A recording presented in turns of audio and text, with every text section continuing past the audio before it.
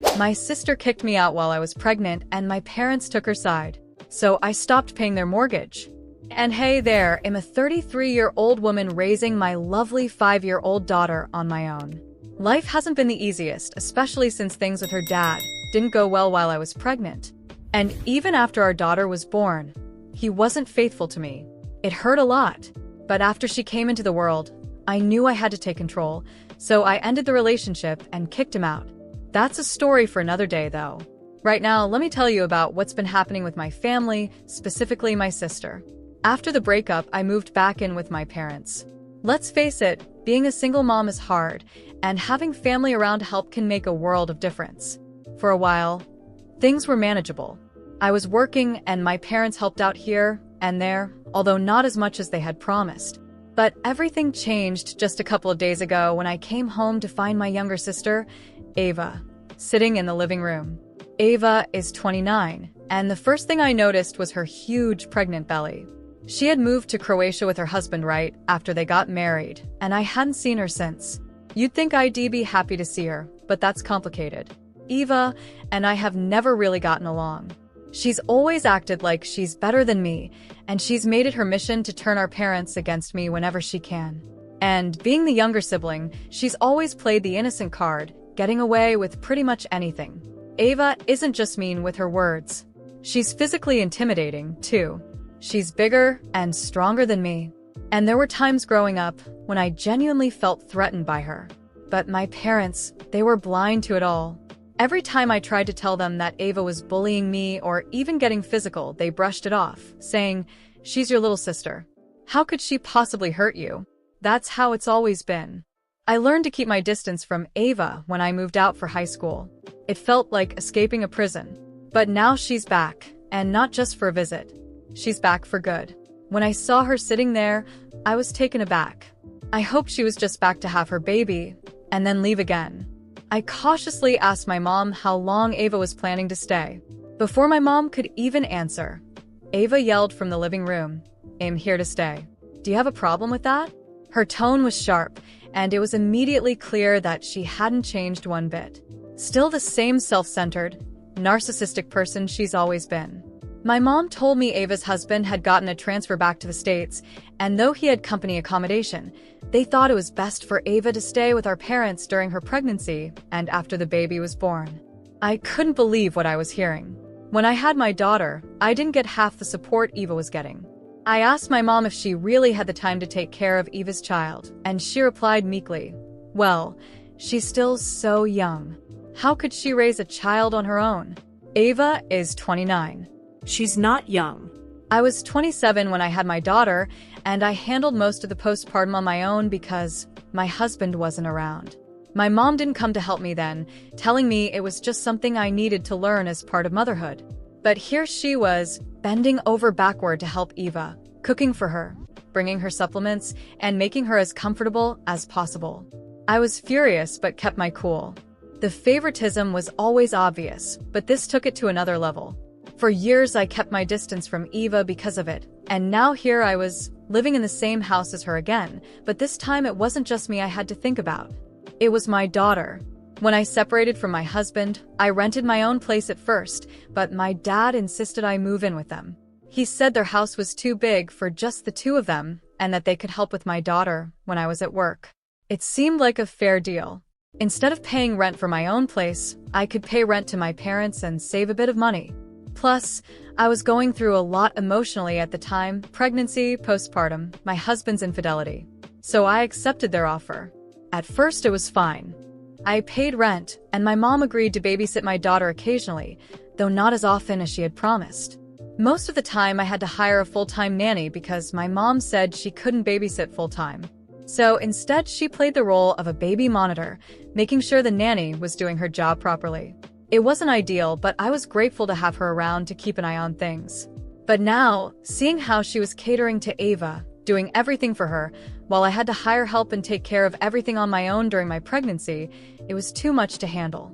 My mom had barely visited me when I was pregnant, but for Ava she was practically her personal nurse. I knew something was up.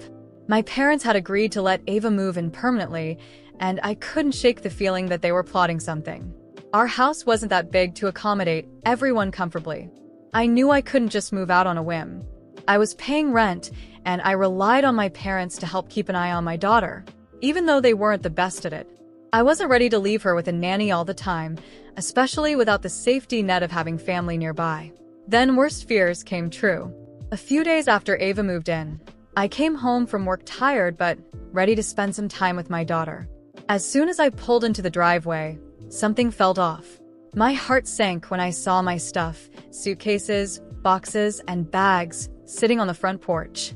And there, sitting on the steps next to the pile, was my daughter. She was hugging her knees, looking small and scared, waiting for me. I rushed over, trying to keep my voice steady. "What's going on, sweetie?"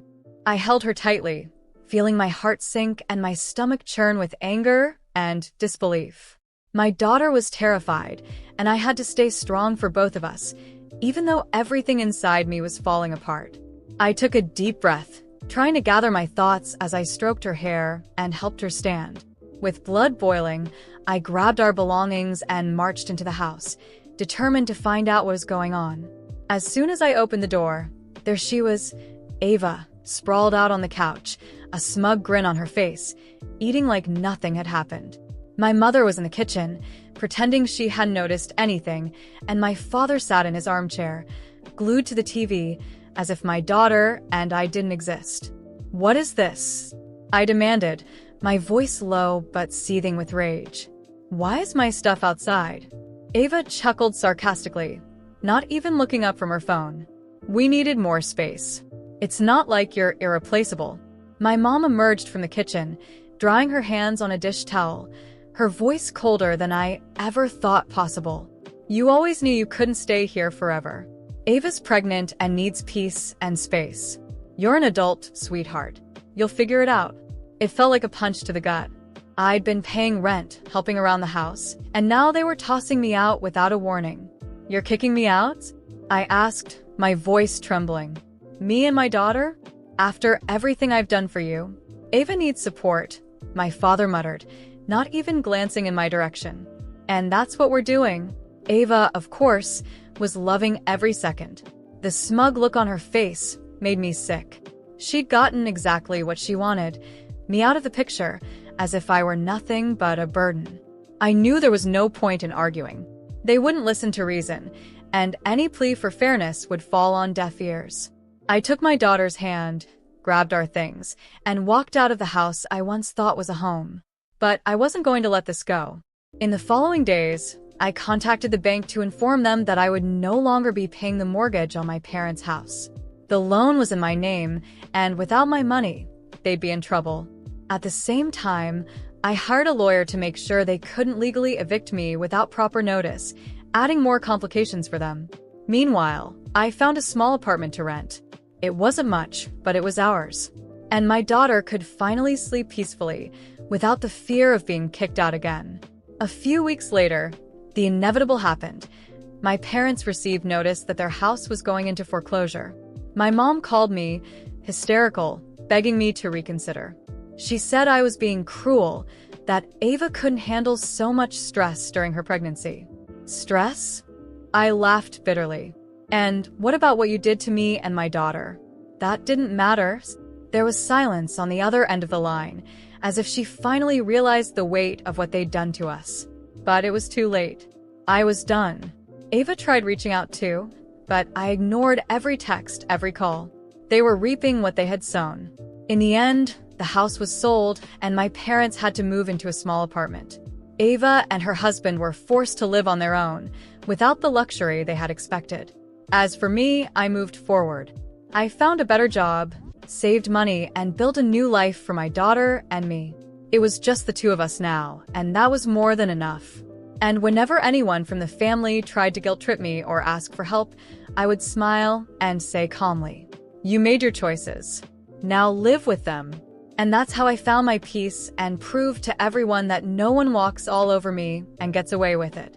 The months passed, and with each day, I felt the weight of the past melt away as I rebuilt my life. My apartment wasn't big, but it was cozy, and most importantly, it was ours. My daughter thrived in that safe, loving space. Without the pressure from my family, I found a peace I never thought possible. The silence was therapeutic, and the certainty that no one could humiliate me again gave me strength. Slowly but surely, I started to smile for real. I found a new job, one that paid better and offered the flexibility I needed to care for my daughter. I saved up, and before long, I moved us into a larger apartment in a quiet neighborhood with a good school nearby. For the first time in years, I felt hopeful about the future.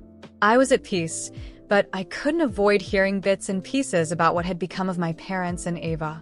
They were hitting rock bottom, and to be honest, I felt no pity. After losing their house, my parents moved into a modest apartment in a less-than-ideal part of town. My dad's pension barely covered the bills, and my mom had to take a job as a cashier at a pharmacy to make ends meet. Her arrogance quickly faded when she realized she would have to fight to survive. As for Ava, things were even worse. Without the luxury and support she expected, she faced a harsh reality. Her husband didn't take kindly to the stress of being their sole provider, and they fought constantly. Ava thought that moving back to the US would be a blessing, but soon discovered that things wouldn't be as easy as she imagined.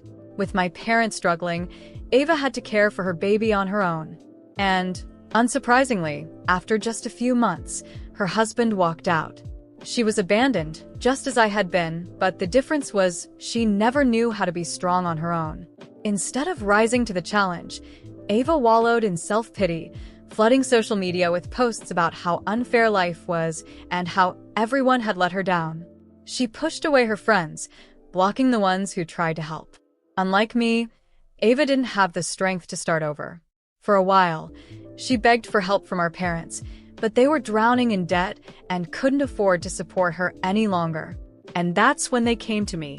My mother called, her voice trembling with desperation, telling me how much Ava needed me, how I was the only one who could help her.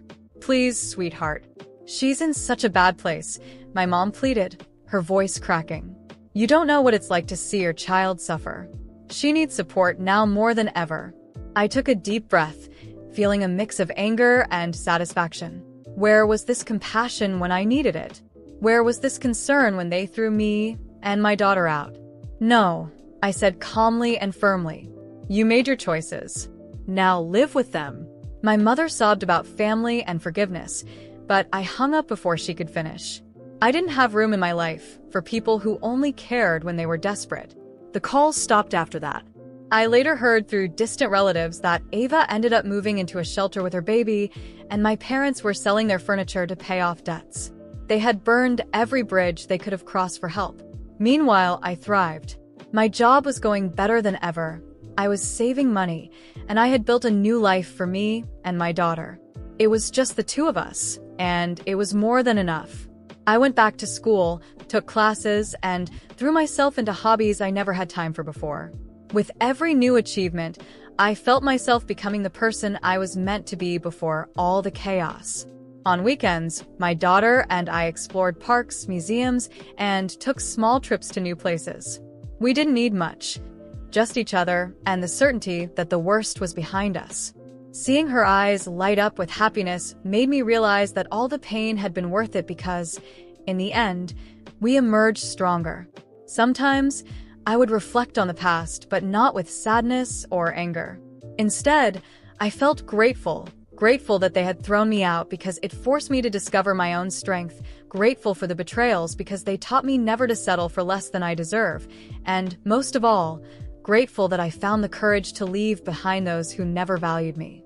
Ava, my parents, and everyone else who wronged me were now struggling to survive, while I flourished. And me? I didn't offer them a single crumb of help. Not even a polite, "I'm sorry." Life has a funny way of paying people back, and I learned that the best revenge is living well and in peace. And so, I moved forward, each day lighter and happier, while those who had tried to break me dealt with the consequences of their actions.